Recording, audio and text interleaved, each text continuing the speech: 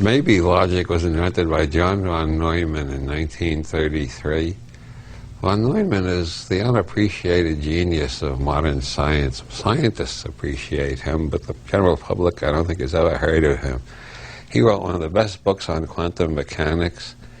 He was one of the pioneers of programmable computers. We wouldn't have internet without him.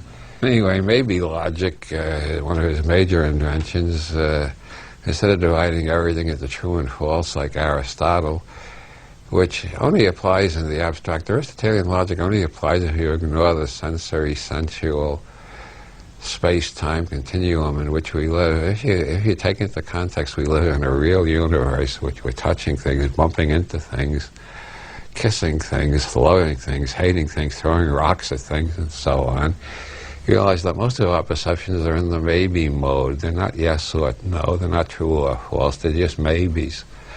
I think maybe logic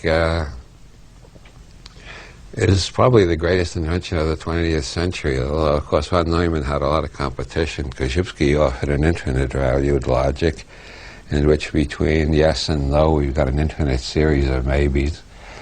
Anatole Rappaport invented a four-valued logic: true, false, indeterminate, and meaningless.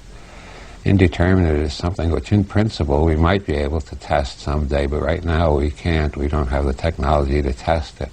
Like how much life is there in the universe? We just don't know. That's indeterminate. Meaningless are propositions that can never be tested because they're defined so they can't be tested, such as round squares eat red cabbage. First, you got to find a round square before you can even begin to observe its eating habits. And since you can't find a round square, there's no way of ever testing that.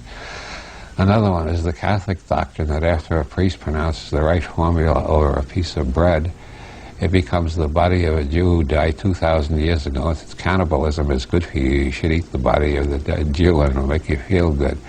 I don't know, Catholics are not particularly fond of Jews. I don't know why they like that one so much, but they like eating him anyway. Everybody else thinks they're just eating bread. They think they're eating a human being. They think they're Hannibal Lecter. We think they're nuts. I don't know. But that's an example of a meaningless statement. It can't be proven or disproven. If they want to think they're cannibals, let them think it. We can't disprove it. We're not going to bother arguing about it. It's meaningless, like the round squares.